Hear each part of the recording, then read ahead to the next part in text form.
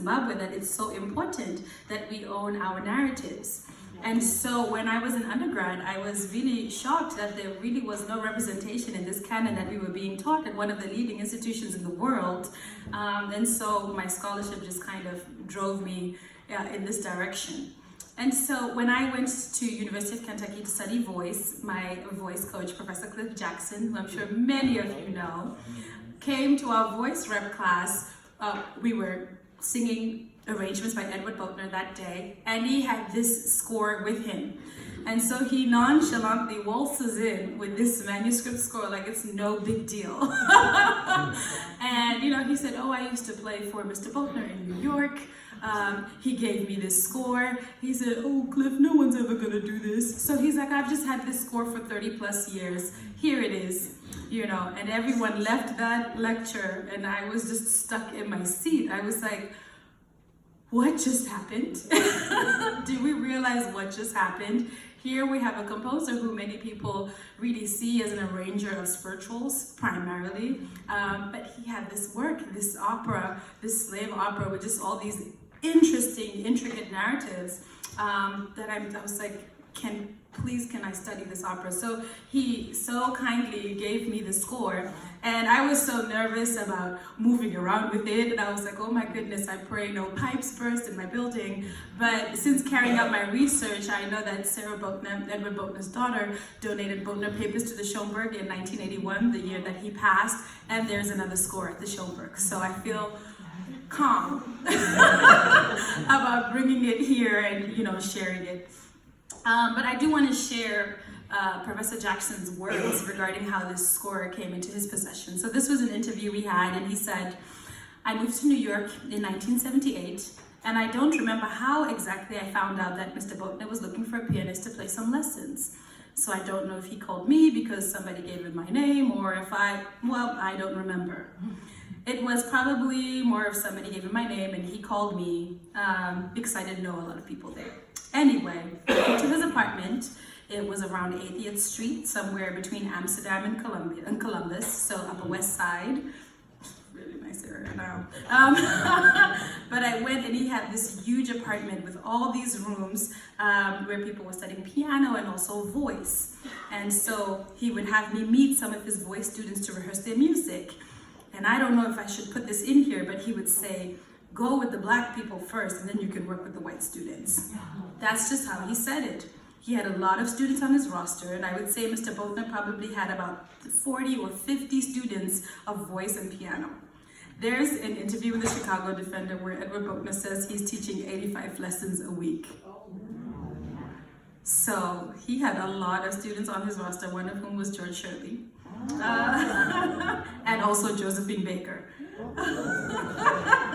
Really fantastic stuff here. And so back to Cliff Jackson, he said, so he gave me the score one day, and when we were there, he just said, this is my opera, and you can have this copy. I didn't play through it or anything for him. He just says, here's a copy, maybe you'll find somebody who wants to do it. He says, I wish I had been curious enough and smart enough to sit down and talk to him, but I didn't. I just kind of bounced in and played. For some reason, he saw something in me and felt something that he would give me this music. And so I was just proud of the experience of being there. And I certainly appreciate it more now than I did then. And so just very quick background on Edward Boatner. He was born 1898 to 1981. And so he lived 83 years of life. And just think of all the historical events that happened in his lifetime, right? From 1898 to 1981. To have him, he moved to New York in the 30s. So thinking about Black Power, thinking about just civil rights movement, thinking about assassinations of Malcolm X. So many important dates happened, and these all affected how he wrote his works, and they all are part of this opera. He was born in Louisiana, and he lived a long life, and he created music instruction books and textbooks and wrote essays on African American history. He wrote poetry, he wrote plays, he wrote musicals. A good number of them are at the Schomburg. Giselle Glover created an inventory of these works, so I'm excited to head up to New York and spend a lot of time locked up in there and read through everything, but his output was just more than I had even considered, you know, in my interaction with Edward Boatner's works. But part of his commitment to education, composing, and teaching was because it was hard for him to get an education. It took him 14 years to get his bachelor's degree. Just so many setbacks. And we were talking about pipelines and things that get in the way of people reaching their potential. He was definitely somebody affected by, you know, lack of financial resources, difficulty getting into institutions because they were segregated, you know, and so he really had a journey that was tough. But his father, who was a boy slave at the time of the Emancipation Proclamation, had a PhD. So he also came from a very educated family in that way, because his grandmother, who was a slave, was committed to having her son be educated. So his father had a PhD and was an itinerant minister for the Methodist Church. And so when Boatner was coming up, his father really wanted him to be a minister and a reverend, and really didn't support his music lessons. And so Boatner taught himself piano at the church. And then one day his father heard him sing in church and heard his beautiful voice and said, okay, I'm going to support your lessons. You can have music lessons. Pretty exciting. And then he was singing one day, and Paul Johnson heard him sing. And so it encouraged him to move to Boston to get voice lessons. And so when he was in Boston, he met Nathaniel Dett, who became his mentor. All interconnected. And it was in Boston where he met Josephine Baker, who was touring with Shuffle Along at the time. And so, you know, Boatner became good friends with U.B. Blake. And that was the crew, right? That's how they were really good friends. Later on, he became friends with Eva Jesse, as we were talking about earlier, at the premiere of his suite, the Freedom Suite, that happened in the 60s. We'll get to that. So I'm really going through this so we can talk about the opera. So I'm just going to jump to the Freedom Suite, which is a large-scale work that he did that was really a precursor to this opera. And it was premiered in 1967 in DC. Eva Jesse was in the audience, as were his friends U.B. Blake and also Roland Hayes. And then the NAACP sponsored a second performance that happened at Rutgers University to a sold-out audience of 1,500 people. And so in this Freedom Suite, Boatner wrote, the Freedom Suite is a musical portrayal of life of the African American from their oppressed slavery days and their struggle and their emancipation to the present time of their fight for civil rights. It is not only a capsule of Negro history it is not only a capsule history of Negro life in America, but also a documentation and a reminder of the great men and women among the Negroes, so that future generations may feel pride in their achievements. And so, coming to Trouble in Mind, his opera, you really see in this opera, in this libretto, Boatner's commitment to the portrayal of Black oppression, struggle, and freedom. I also want to add that, you know, Boatner is part of this school of newly emancipated Black composers. For me, thinking about Southern African history, we have a word for my generation that was born after apartheid, and you know, my parents grew up in Rhodesia. We're called born frees, right? And so as born frees, there's a lot, even in our storytelling and privilege that we have, the way we can move through spaces that in some ways feels akin to what Boatner's expressing in his work as a born free in that sense. So Troubled Mind is an opera in, I think it's 3 acts, but in the manuscript, it's just one label that says Act 1 and 13 very long scenes.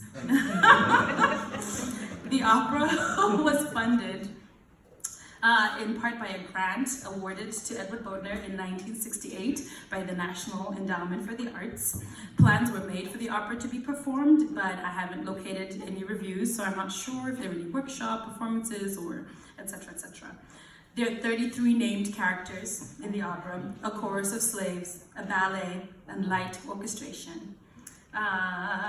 The manuscript in my score is a PV score, a piano vocal score, but there are in the Boatner papers of the Schoenberg some light string orchestration and notes from Boatner regarding what he would have wanted for orchestration, but he also wrote that he wanted to make sure that the orchestration wasn't so great because slaves didn't have an orchestra. Great in terms of size, not in terms of quality, right? And so the opera is set on a plantation in antebellum South, sometime just before the Emancipation Proclamation of 1863. And again, the timeline refers to events between 1619, which we know, and 1863. And highlights themes such as the Middle Passage, the commodification of black bodies at the auction block, white lust, the rape of slaves, violence and the trauma of slavery, Nat Turner's revolt, Harriet Tubman and the Underground Railroad, white fear of black male sexuality through threats of castration, white women, rape, racism, and the fear of black autonomy and Garveyism. The plot I know it's a lot of things.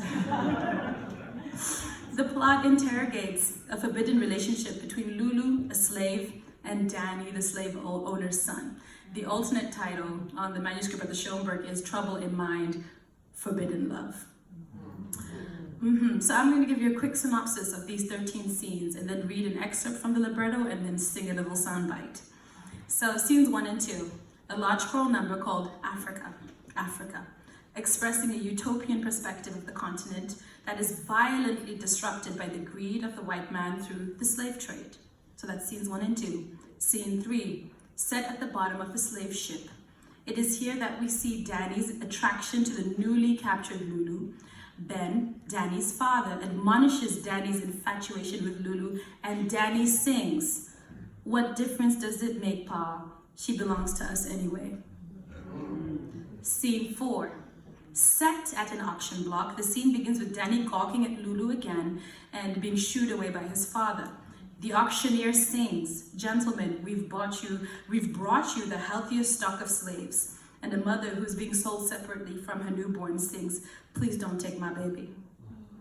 Scene 5, set in the cotton field, we learn that Lulu and Danny's relationship has grown to a point worthy of raising concern amongst the women.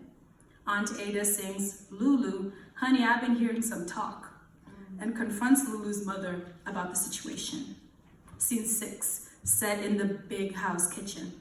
Emma, Danny's mother, confronts him about rumors floating around regarding Danny and Lulu's relationship. Lulu is sent to the kitchen and Danny sings, "Hello, Lulu, darling." Lulu begs Danny to end the relationship for fear of the consequences, but both love each other so. They sing a duet, which you're going to hear me sing alone today. "You're the only one for me." Anne, Danny's betrothed, walks in as the two are in a moment of intimacy and sings, "Say, what in the hell does this mean?" Scene 7, set in Jenny, Lulu's mom's cabin. The women stage an intervention, begging Lulu to break off the relationship. Scene 8, Danny meets Lulu in a secluded location while Jim, Lulu's brother, keeps watch. The overseer sees Jim and sings, "Halt, boy, halt, or I'll blow your brains out." Jim is caught with a Bible in his possession. The overseer whips him for having a book and learning how to read. Scene 9, set in the big house. Emma confronts Ben about rumors that Ben, again, is Danny's father, the slave owner, that he has mixed-race children on the plantation. She threatens to leave him. Scene 10, still in the big house. Ben diffuses the argument with his wife by begging for forgiveness. Ben leaves for business and Emma calls in Elmer, a slave. Emma wants to get even with her husband and proceeds to seduce Elmer, commanding him to have sex with her, lest she cry out, "Rape." Ben returns unexpectedly and Emma accuses Elmer of trying to rape her. Ben whips Elmer publicly and threatens to castrate him. I'm going to read an excerpt from that scene in the libretto. I've been working on transcribing. It's quite a lot. Emma, I've admired you from the first time I saw you. You've got a lot of sex appeal. Elma, "Oh, madam, please not that. What about Massa Ben?" Emma, "You don't have to be afraid. He went out of town and won't be back for 2 days, for 2 whole days. Elma, "Please, madam, let me go. I'm scared to death." Emma, "You haven't got to be afraid of anything, darling. I let all the slaves have the day off. You and I are the only ones here."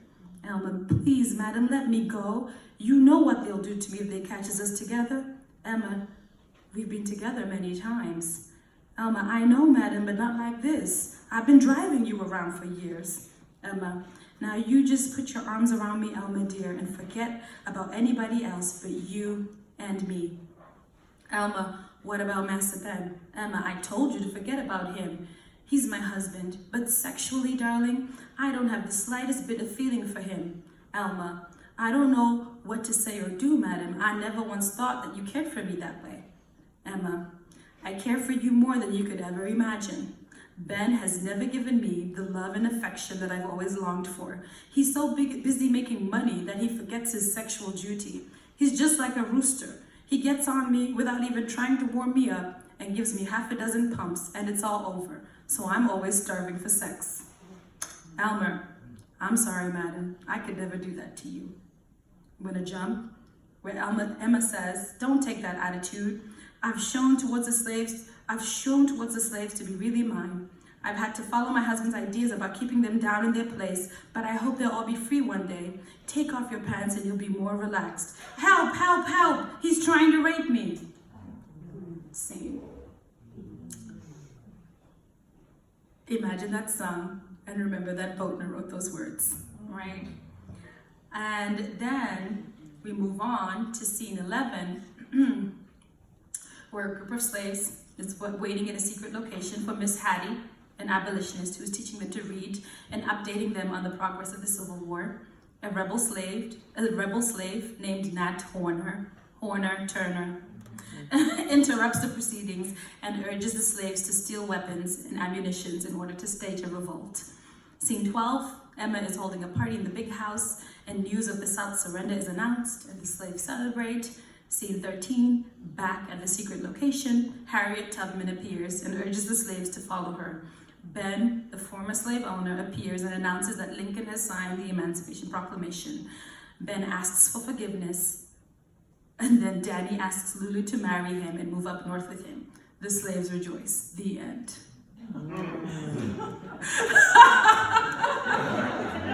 That was my reaction as well.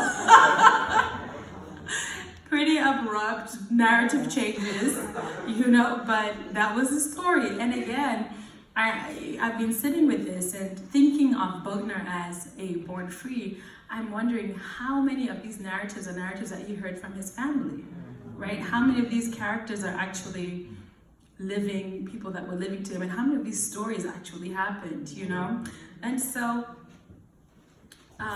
this is Trouble in Mind. And so I'm going to sing a little bit from that duet.